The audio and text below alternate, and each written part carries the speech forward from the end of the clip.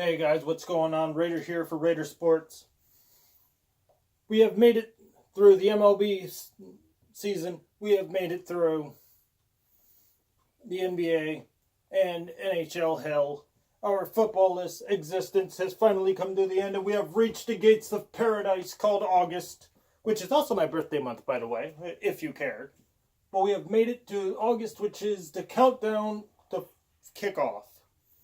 That's right, because tonight, the Hall of Fame game between the Bears and the Ravens are officially going to open up football season.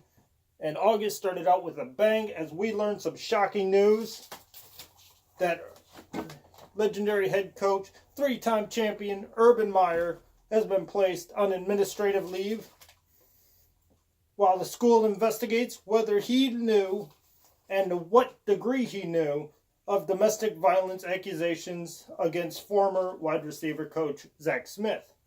Smith was fired on July 23rd after receiving a civil protection order, or most commonly referred to as a restraining order, after a string of domestic violence against his ex-wife, who I'm just going to call Mrs. Smith. In a statement, Meyer agreed that being on leave during an investigation is appropriate. This allows the team to concentrate on training camp with minimal distractions. And so at least he's saying, you know what, this is good. But unfortunately, it's looking like he's coached his last game at Ohio State. Let's just be real, because if you look at the article, you see that his wife knew what was going on. There were text messages between Mrs. Meyer and Mrs. Smith. And if any of you guys have wives or girlfriends, you know if your girlfriend or wife knows something, you're going to know something. Women love to gossip. Women love to talk about their friends. I mean, I have women that I'm not even, romantically involved with, who I know stuff about their friends. It's just the way women are. They love to gossip. So if they know something, you're going to know something. And there's even text messages out there that say, should I tell Urban? And Mrs. Smith says, yes, please tell Urban. So it's looking like Urban Meyer really did know what was going on. He even said he was aware of an incident back in 2009 and had no prior knowledge of the incident in 2015. And that doesn't seem to be true either. And unfortunately, with the landscape and the way the culture's been going lately, it's no longer mind your own business. It's no longer, MYOB. It's no longer snitches get stitches. Really what it is the bottom line here with the culture nowadays is if you see something, say something. And it seems like Urban Meyer knew something was going on, and he didn't take the proper measures to see if he couldn't stop the abuse of Mrs. Smith. Even though and there's some stuff about where they offered to counsel the couple and other things like that. So there's a lot of damning evidence, and with the way the culture is today, where if you know something and you don't say something, you're just as culpable as the person doing the act. Because if you can stop something, you pretty much have to make the attempt to stop it. It's just the way the culture is, especially since the Ray Rice thing, the Penn State thing, so many scandals, so much going on in the football landscape and college athletics in general. You got that asshole Larry Nassar.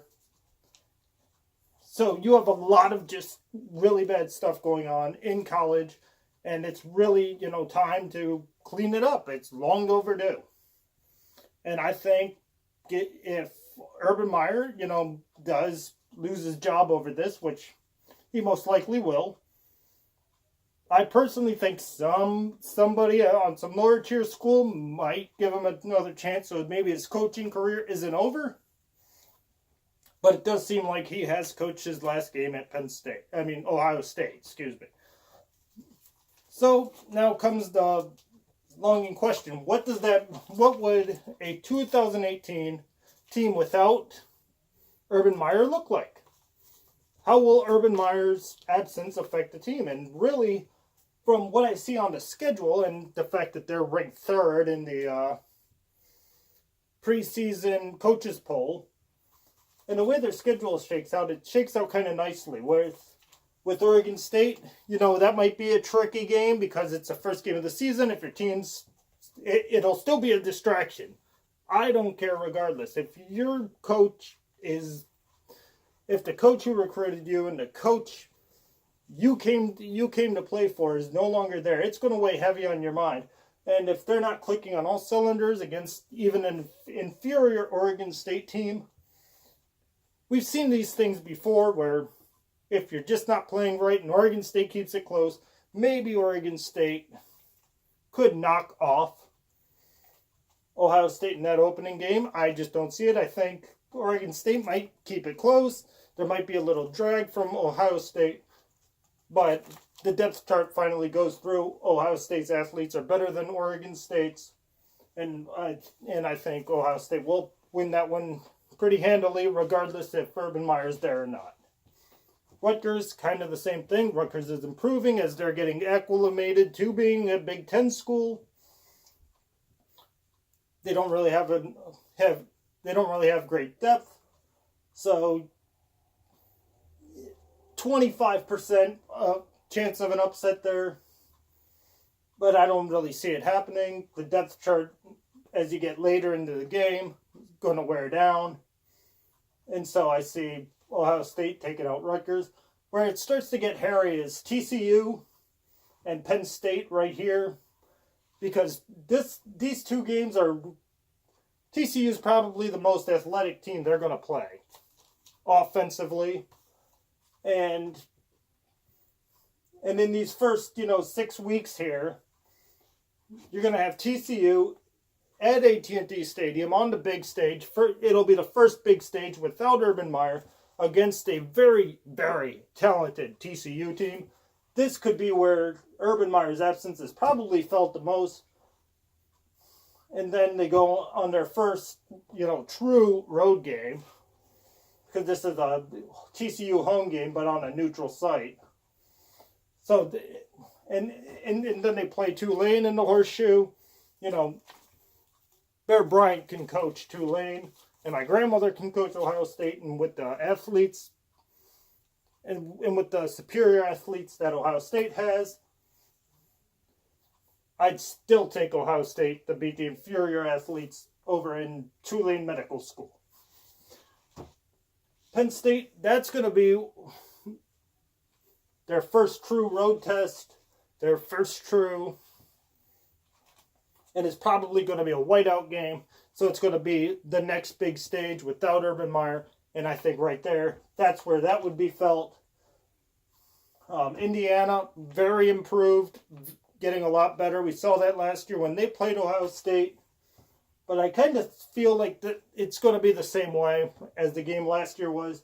Indiana keeps it close. Ohio State pulls away at the end. Minnesota, not really great. We know what we get out of Minnesota. Somewhere between 5 and 7 wins. 4 and 7 wins. They're not good, they're not bad, they're just kind of blah in the middle.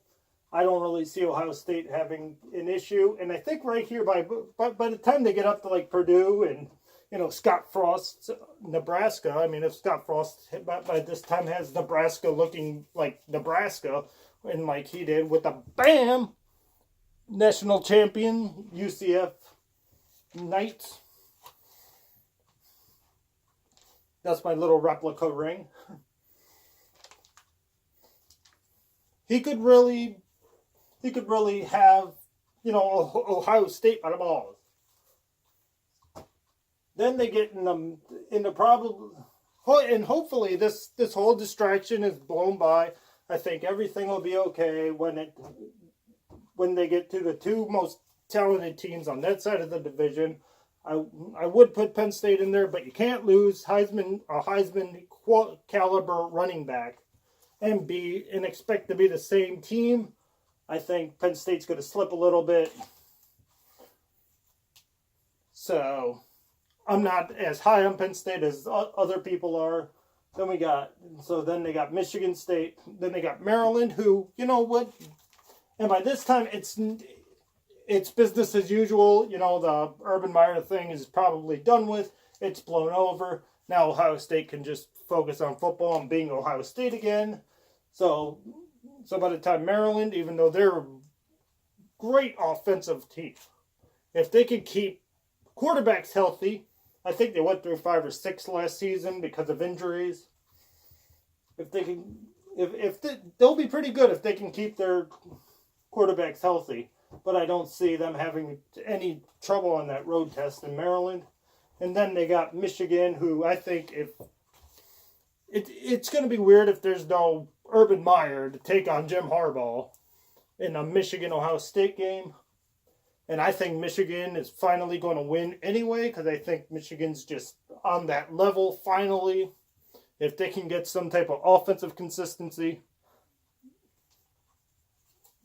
they'll probably beat Ohio State, whether or not Urban Meyer is there. So the places that they're really going to miss him, I think, is going to be definitely in that first big test against TCU, because in the non-conference, that's the best team they're going to play, and the game against Penn State, because that's going to be most likely the whiteout game, and 100,000 screaming people, and big time, you know, on a big time stage against a team who's supposed to be really, really good. Even though I'm not high on them, everybody else seems to be. So TCU, Penn State, Michigan State, and Michigan. So there's a possibility of 4 losses. I think they were going to get 2 anyway. And so sad to say, hopefully he can find another job regardless. But if this is the last coaching career, let's just say it's sad that a Hall of Fame career would end like this. But until next time, guys, I'm Rayder, signing out. Thank you for watching. Let me leave your thoughts in the comment section, and y'all know what to do.